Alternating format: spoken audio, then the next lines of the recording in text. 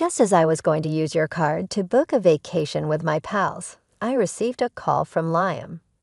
I had noticed something strange about his covert discussions with Margaret and his late arrival home. Was he hatching a scheme against her? I suspected they were working together on a plan from the beginning, but luckily I was prepared for whatever they had in store. Maybe I should act shocked when I approach him. Really? Oh my God. Describe. It's incredible if Liam believes he can fool me, even though I knew he had planned to go on a trip today. I've been calm up until now, but today I lost my patience and wanted to take revenge badly.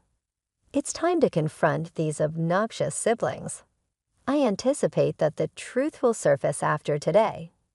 I hope they have a great trip, not realizing that I have an ally in their group. I'm Ashley, 35, and I live with my spouse, Liam. Upon my high school graduation, I started working at my present employer right away. I've obtained numerous certificates and a great deal of experience over the years, which has allowed me to land a leadership position at the early age of 20. Even though I'm older than Liam, I manage him at work. After he started working for the company, I trained him and 2 other people. We were close in age, but I took over as his manager very soon. After we moved in together and started dating, our relationship took a conventional path. But when we got engaged, Liam proposed that I become a stay-at-home wife, imagining a time when I took care of the house and we had a family. I soon expressed my worries about our financial situation and my reluctance to leave my job, even after having kids. I was annoyed that he felt uncomfortable with my larger income, even though I could understand his desire to buy a house. I suggested a middle ground. Let's prioritize organizing our nuptials and house purchase for the time being, and we can discuss kids and my career later. We decided to carry out that idea. To be honest, I didn't plan to quit my work, but I brought up the idea in order to avoid Liam's incessant proposals. While Margaret, Liam's sister, was away due to travel, our engagement celebration brought both families together as our wedding drew near. It was on the day of our wedding that I first saw her. She stormed into the waiting area, gave me a cursory assessment, and said, "So this is who Liam selected. Pretty blah in comparison to his other selections, huh?" I forced a grin and said, "Nice to meet you, Margaret." But all she did was wave dismissively before walking away, leaving me to wonder at her audacious behavior. My new sister-in-law was, as it turned out, quite the character. I later introduced myself to Margaret's husband, and he appeared to be a really kind person. After the beautiful wedding ceremony, Liam and I couldn't wait to move into our new home that we had collectively chosen. Anticipating a hectic schedule, I put more effort into my work. It was a seemingly ordinary day off when the doorbell rang. Since I was busy, I let Liam respond. He came back into the room, laughing and joking. Margaret had dropped by without warning. She casually strolled in and said, "Hi, Ashley. I see Liam is doing really well. Having a home that size. Well done, sir. He is, after all, my younger brother." "I've been working hard," she turned to face me. "Ashley, please feel at home. Have we not had any nibbles or something? Hurry, my sister is here." Liam became more of a shifter. He took on an air of superiority, perhaps bragging to his sister that he had paid cash for the house. Liam insisted on his name being the only one on the title, even though I had paid the down payment and shared equal responsibility for the mortgage payments. Whose name was on the paperwork didn't seem essential at the time, but I didn't like how he presented it to Margaret. Choosing to keep the peace, I refrained from making a scene and calmly offered, "Here are some snacks." "Liam works hard, you know." "Why does Ashley sound so bossy?" Margaret whispered to Liam.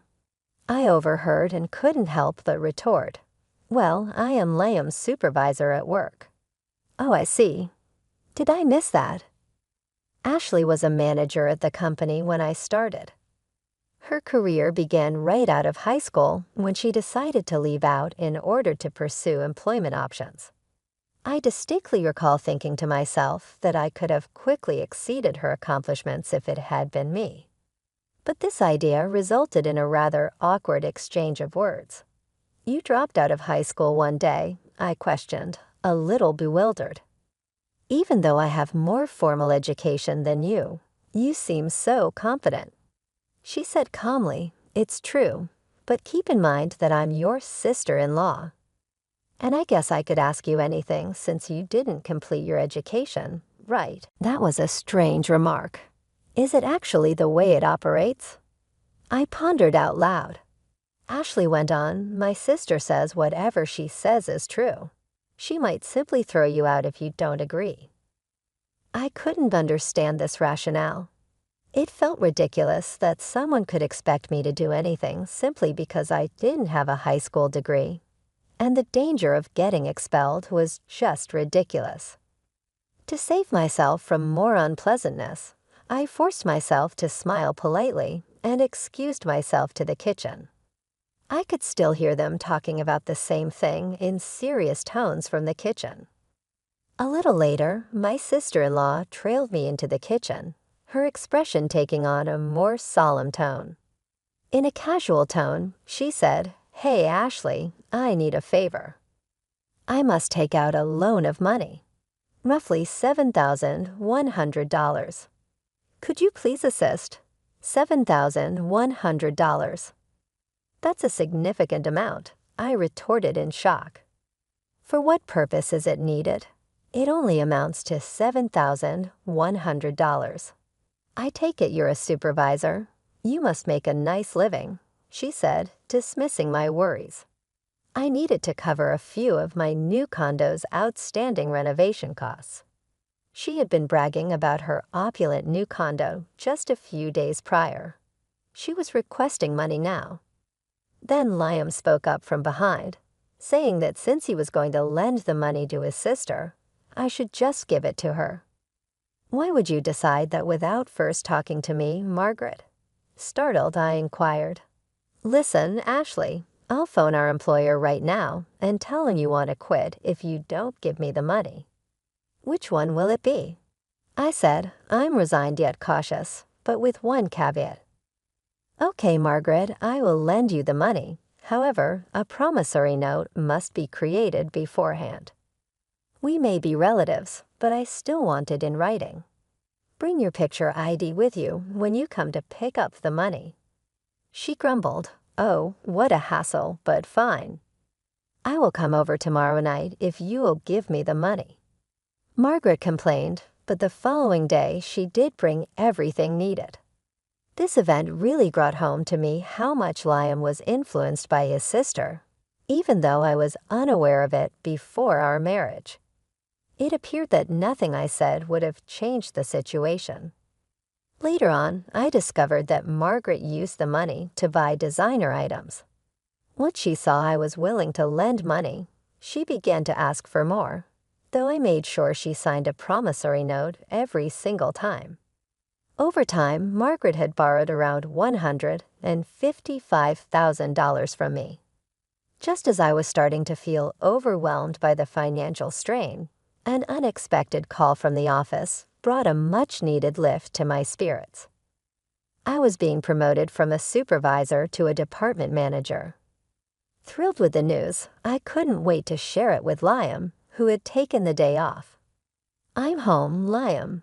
Guess what?" I exclaimed, bursting with excitement. "Welcome back, Ashley. You seem excited. What happened today?" Liam responded, noticing my enthusiasm. "My boss called me in and offered me the position of department manager. I've always dreamed of becoming the head manager, and this promotion brings me one step closer." "Wait, what? Ashley, you're getting promoted. I don't understand. Did you accept the offer?" "Of course I did. I've always told you about my goal. Remember?" I replied, slightly puzzled by his reaction. "Hold on. You should have asked for my permission before making such a decision. Plus, I've told you I wanted you to be a stay-at-home wife, haven't I? How come you're getting promoted and I'm still stuck in the same position? Doesn't that seem odd? That's not my fault, Liam. I've made it clear that I don't want to quit my job. Why you can't get promoted is beyond me. Shortly after our exchange, Liam made a phone call, and I had a sinking feeling he was speaking to his sister. Sure enough, Margaret showed up a few minutes later. Hey, I heard you stole Liam's promotion opportunity. What's the big idea? She accused as soon as she walked in. I didn't steal anything. At our company, promotions are based on performance. I defended myself. So you're saying Liam's incompetent at his job? How dare you look down on him? As his wife, this is ridiculous. Let's go grab some barbecue on her dime. Margaret snapped, her tone dripping with disdain. Before I could protest, they rummaged through my purse, took my bank card, and despite my attempts to resist, I was outnumbered and ultimately restrained. They left, laughing while I was left in tears, regretting my life choices. I shouldn't have married such a man, I thought, realizing it was too late for regrets, but not too late for action. I need to find a good divorce lawyer. That night, Liam didn't come home. The next day at work, he approached me with a smug look. Yesterday was a blast. Eating on someone else's dime is the best. Thanks for the treat, he said, handing me the receipt.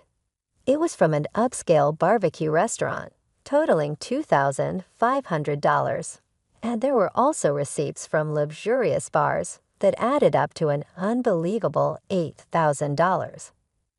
I wanted to confront him right there, but the office was bustling with employees arriving for the day, so I held my tongue. On my way home, I checked the bank transactions and was shocked to see a total of $122,000 withdrawn. When I confronted Liam at home, I demanded, Liam, what were you thinking? Spending $112,000 on a fancy barbecue and luxurious bars. It's my money. It was money I had saved from before I was married. Just as I arrived home, Liam started complaining. That money from your single days. I don't know, don't care. Can't do anything about it now since I've already spent it. He casually dismissed my concerns before locking himself in the bathroom. That was the last straw. Over the weekend, I decided to consult with a divorce attorney. Since that day, several weeks had passed, and my divorce preparations were moving forward smoothly. Meanwhile, Liam's behavior became increasingly suspicious. He often came home late and rushed out early on his days off. I even considered hiring a private investigator to keep tabs on him. One day, I received an unexpected call from Henry, my sister-in-law Margaret's husband.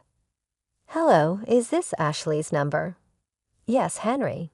It's rare to hear from you. I replied, puzzled. Yeah, it's been a while. Anyway, is my wife there? Margaret? No, she's not here. I informed him.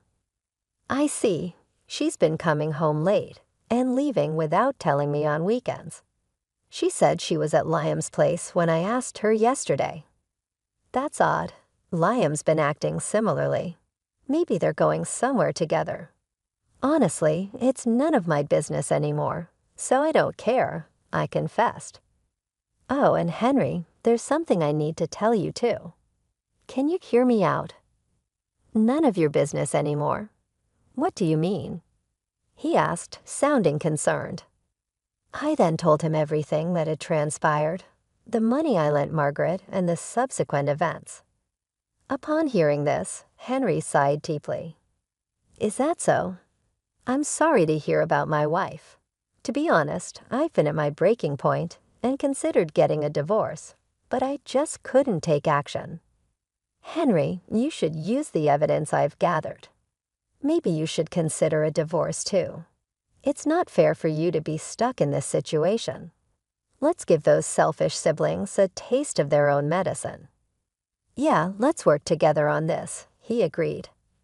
By the way, I think Margaret and the others might be planning a trip.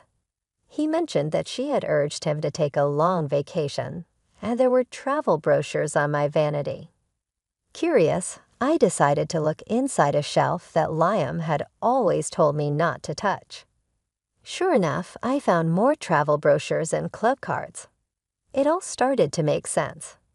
Henry, I think they might be planning a trip. I found some brochures.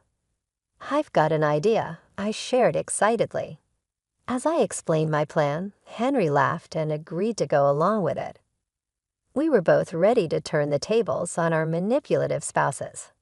After deciding to collaborate, Henry and I continued our communication through texts and ended our phone call. I sent him several pieces of potential evidence that might be useful for his divorce case. Over the next couple of weeks, we meticulously plotted our next moves. 3 weeks later, early one morning, Liam left the house, a departure I was aware of because Henry had informed me the day before. A few hours into his outing, Liam called, sounding triumphant. "I'm going to have a blast using your card with my friends," he boasted. His late nights and secretive calls with Margaret had already tipped me off that something was amiss. "Oh, really? What do you mean by that?" I played along, feigning ignorance. "Seriously, you didn't notice. We planned this trip ages ago. Henry was just our backup in case something went wrong. We thought you were getting too arrogant and decided it was time to teach you a lesson. Now you can't stand up to us anymore," he jeered. I kept my cool, replying, "I don't have to tolerate this any longer. I've been patient for so long. A little payback isn't too much to ask for." Feeling detached and void of emotion, I questioned him further. "Liam, what did you say earlier about using my debit card?" "I have my card in my wallet, though." "What are you talking about?" "Here it is. Wait, what the heck is this?" There was confusion in his voice. "You just noticed? A bit slow, huh? Didn't you take my old gym membership card from the fitness club I used to go to?" "It's the same color and same stiffness," I pointed out calmly. "Oh my God, it does say fitness club, but I swear when I checked it looked like a debit card. Are you sure you didn't just mix them up?" Liam was flustered.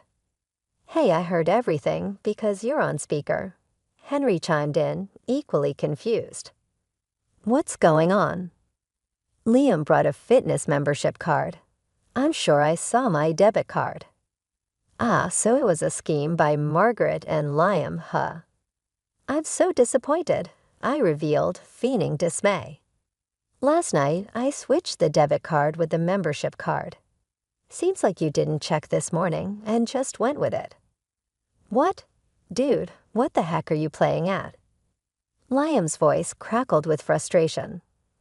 "No, I should be the one asking that," I retorted. "Tough break, huh? Don't get too cocky just because you're my stepsister. Got it? You'll remember this when you get back. I've got gifts waiting for both of you when you come back." "You trying to bribe us? I won't accept anything but cash," Liam shot back. "We'll see about that. Look forward to it," I replied, dismissing his demands. "That's beside the point. What should we do now?" "Oh, Ashley, can you send me some money?"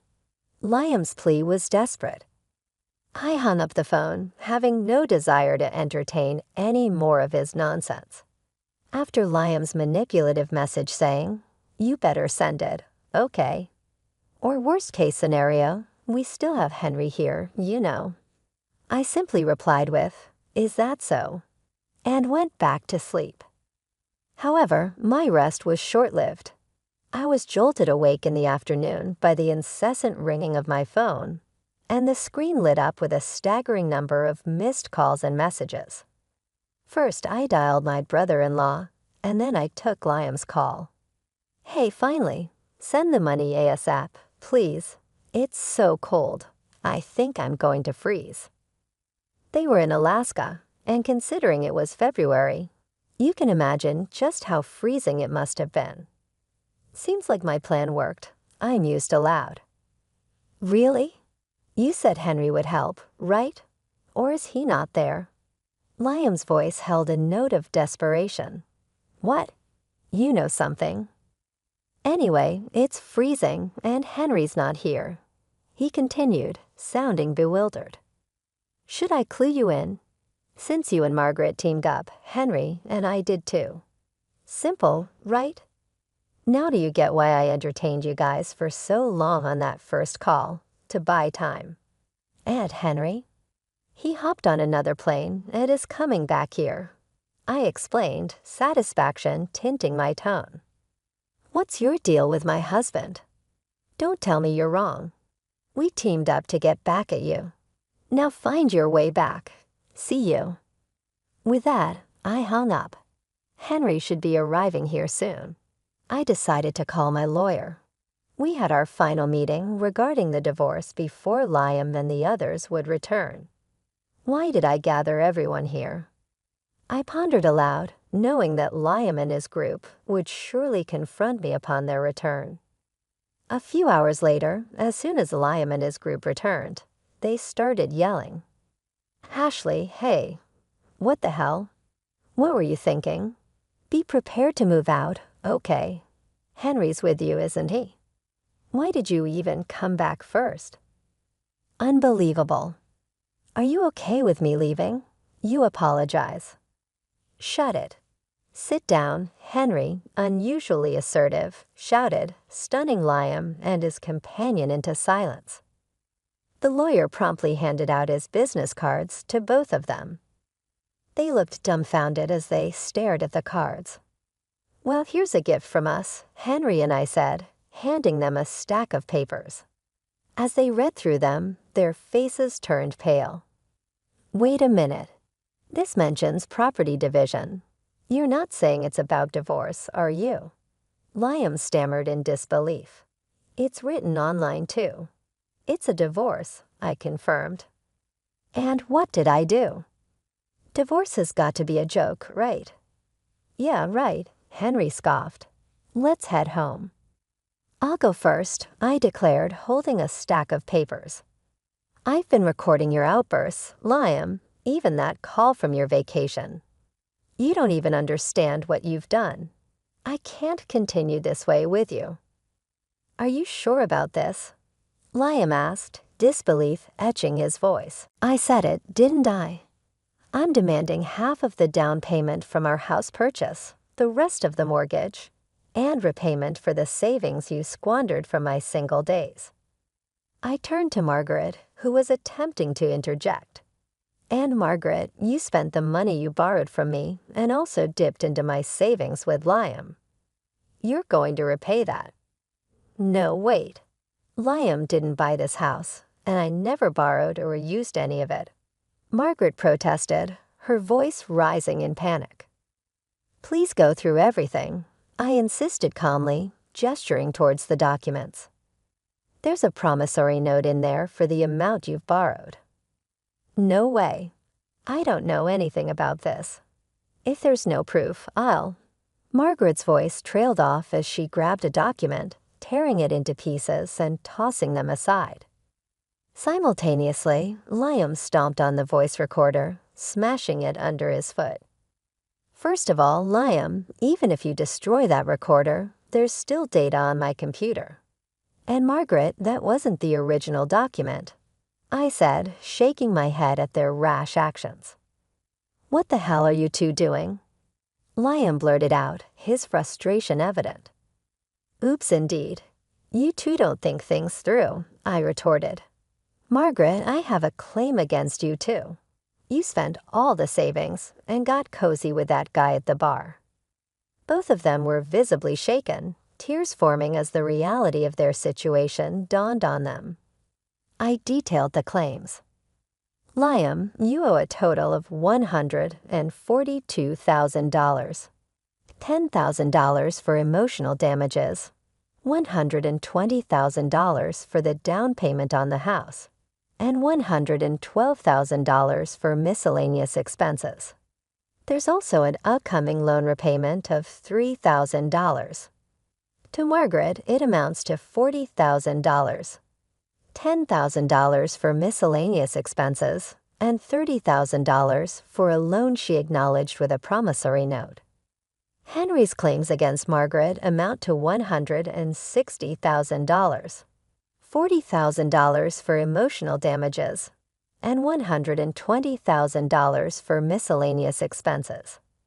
Without any division of assets like condos, I was confident they wouldn't sue, as the attorney cleverly added, "If you sue, you're going to lose for sure. No one will represent you, and it'll just cost you more. Work hard on your repayments," he added. With the settlement clear, I grabbed my packed belongings and left the house. Word had spread at my office, and Liam was transferred to another branch shortly after. Only a few weeks later, I received a message from Liam. "Ashley, I want to see you. I never thought life without you would be this lonely. Can we give it another shot? You can work as much as you want." "That is not going to occur. Goodbye," I said with firmness. Then there was a message from Margaret. "This is Margaret Ashley. I believe you ought to talk to my brother again. Why don't we share a home? Perhaps there has been miscommunication between us." That's when I realized nothing had really changed. Their deeds screamed more than words could, thus it was the right option for me to depart. "I think things will be better if we go our separate ways," I told Margaret firmly.